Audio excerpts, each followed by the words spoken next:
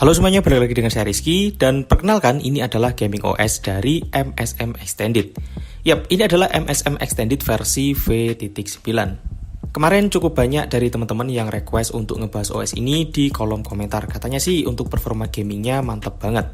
Jadi langsung aja di sini saya cobain. Dan yap, saya puas banget dengan performa gaming yang diberikan oleh OS ini. Kenceng banget guys.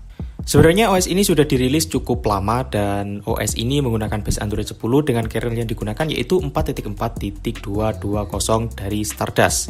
Saya cukup puas sih dengan performa kernel di OS ini. Dia cukup enteng untuk multitasking juga oke. Untuk manajemen baterai juga cukup oke guys. Untuk display interface sih di sini masih sama aja dengan ROM-ROM AOSP MSM Extended lainnya.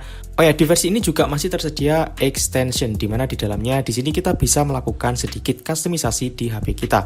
Mulai dari button, kemudian door room, ada gestur, lock screen, navigasi bar, notifikasi, power menu, quick setting, status bar setting, system setting, dan extra option. Tapi di sini cuma tersedia sedikit settingan aja sih, kita tidak bisa melakukan customisasi yang komplit banget. Ya, di sini cuma dikit-dikit aja seperti merubah bentuk icon baterai dan lain sebagainya. Oke, langsung aja kita bahas di bagian performa. Seperti yang saya bilang di depan tadi, performa OS ini cukup bagus. Untuk multitasking banyak aplikasi ini masih enteng banget. Untuk hasil tes performa, pertama di sini saya tes dengan menggunakan Geekbench 5 dan OS ini dapat skor 282 untuk single core dan 1227 untuk multi core. Ini angka yang tinggi karena di rata-rata OS yang telah kita coba itu rata-ratanya dapat cuma di 1100-an doang ya, dan ini 1200. Kemudian kita cek dengan menggunakan GPU benchmark dan hasilnya juga tinggi, yaitu ada di 456.000 skor yang tinggi. Dan selanjutnya kita tes dengan menggunakan CPU throttling, hasilnya sangat luar biasa. Ya, di sini bisa kita lihat di bagian grafik performanya dia cukup tinggi dan cukup stabil.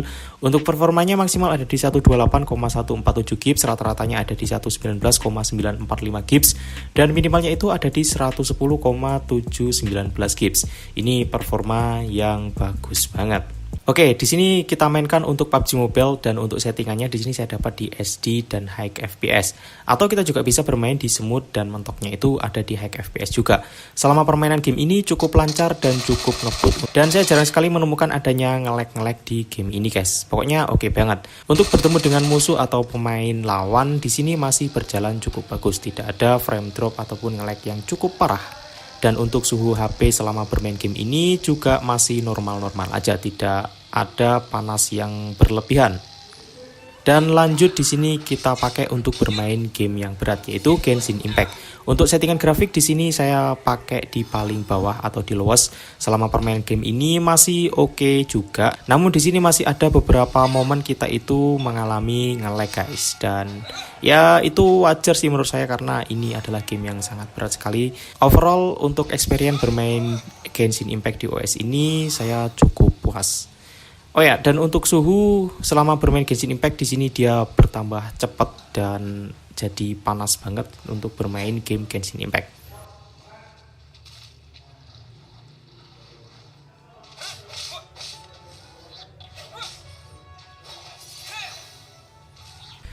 Lanjut yang saya suka dari OS ini ada pada performa baterainya guys. Yap, di sini untuk baterainya cukup awet. Untuk baterai mampu bertahan hingga seharian penuh untuk penggunaan sosial media, chatting, dan juga browsing. Namun sayangnya untuk performa speaker di OS ini cukup pelan guys. Jadi di sini kita harus men-setting pada volume penuh agar kita mendapatkan performa suara yang cukup bagus dan layak didengar lah. Oke, untuk kesimpulan OS ini cocok banget buat kalian yang nyari-nyari OS untuk gaming. Game berat di sini dilibas habis. Genshin Impact masih berjalan cukup lancar. Untuk multitasking ini juga masih lancar banget. Saya masih belum menemukan adanya force close selama penggunaan OS ini. Oke, untuk penginstalan di sini kita masuk di recovery dan di sini saya menggunakan OrionFog Recovery. Kemudian kita masuk di web dan kita pilih Delphic Change Data System dan juga vendor. Setelah itu kita swap untuk proses web datanya. Kemudian kita masuk di file dan di sini kita pilih untuk file OS-nya, kita swap untuk proses penginstalannya.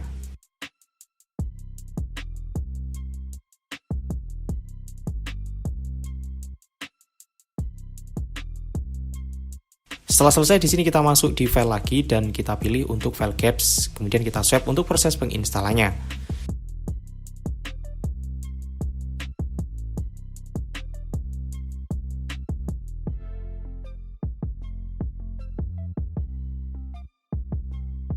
Dan setelah proses penginstalan selesai, di sini bisa kita langsung reboot sistem. Kita tunggu aja hingga masuk ke menu OS kita, guys. Oke, itu untuk review dari MSM Extended versi V9. Kalau kalian suka dengan video ini, jangan lupa tinggalkan like, komen, dan juga subscribe. Dan sampai jumpa di video selanjutnya.